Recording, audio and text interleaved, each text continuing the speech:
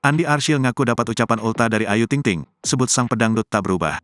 Pesinetron Andi Arsyil belakangan ini merayakan ulang tahunnya yang ke-36 tahun. Dalam momen ulang tahunnya, Andi Arsyil mengaku mendapatkan ucapan selamat dari Ayu Ting Ting.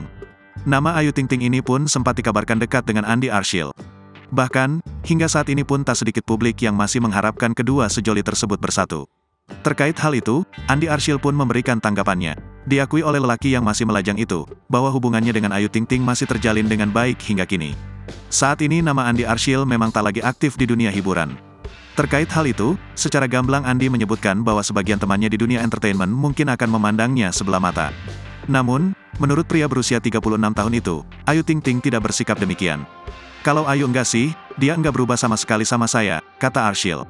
Dirinya juga menyebut bahwa komunikasinya dengan Ayu Ting Ting masih berjalan baik.